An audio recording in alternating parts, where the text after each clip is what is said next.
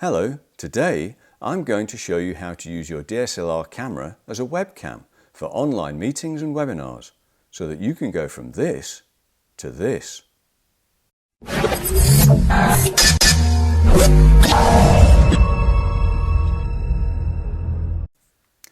Hello and welcome to this video. It's not actually very difficult to make your DSLR camera into a webcam that you can use for your online webinars and meetings. And it does actually make them look that much more professional. I'm going to show you two ways to do it. The first is by downloading the software from the camera manufacturers, which is specifically designed to work with softwares like Zoom, Teams and Google Meets. The second way is to use one of these, which is an HDMI capture card. Now do keep watching because some cameras work better with the software and some work better with this card. Now, both these webcam softwares will work on various different video conferencing services like Microsoft Teams, Skype, Zoom, Google Meet and Facebook Messenger. Here, I'm going to show you how it works on Zoom. So the first way is to use the camera company's webcam software. In this demonstration, I'm using a Canon EOS DSLR, but Nikon's work in pretty much the same way as well. First, you need to do an internet search for your camera manufacturer and the term webcam utility.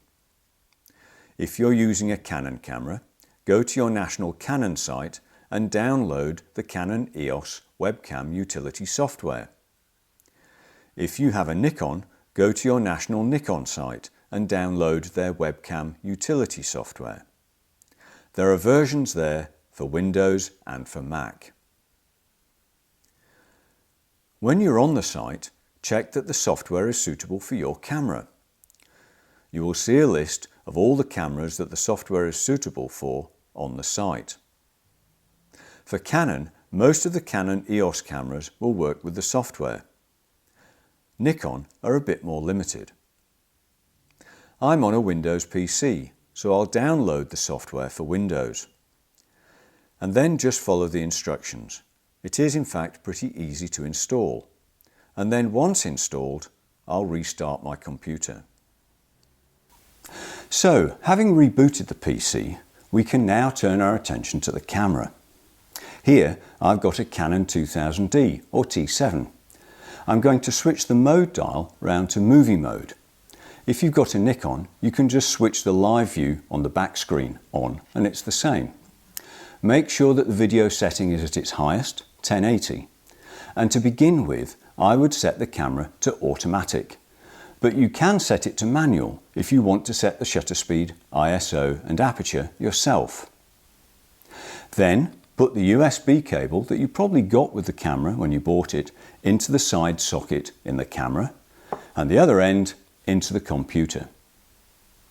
Then open your software on the computer and go to your video settings.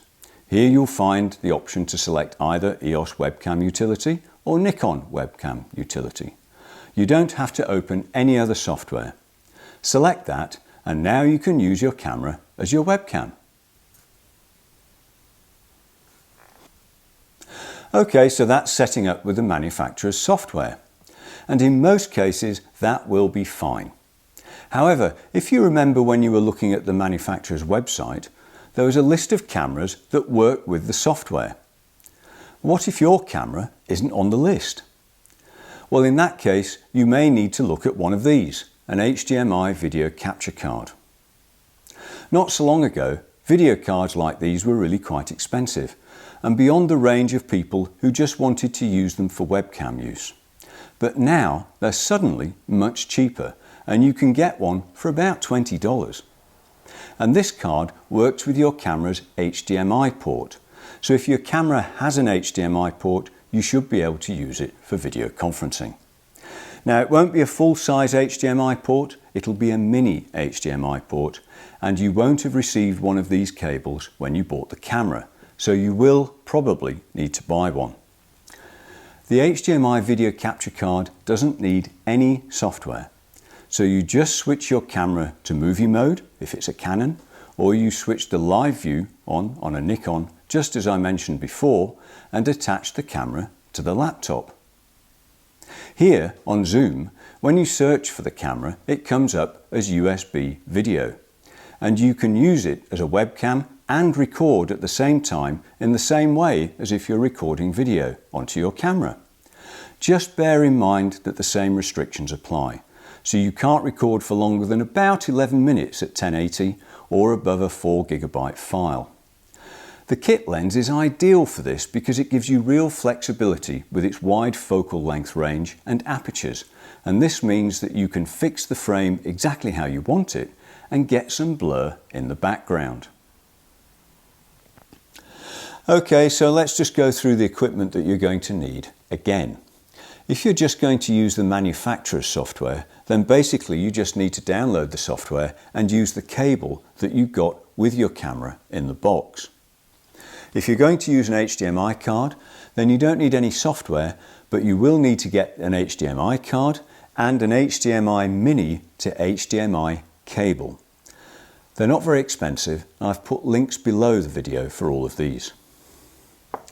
Okay, so let's take a look at a few things you might want if you just want to make your webcam videos look better and more professional. The first is going to be a tripod, a tabletop tripod, so that you can position the camera properly just above the screen that you're talking to when you're in your meeting. You can either get one of these or you can get some that fix to the side of the desk as a clamp, and that's a lot easier of course because it doesn't take up much space.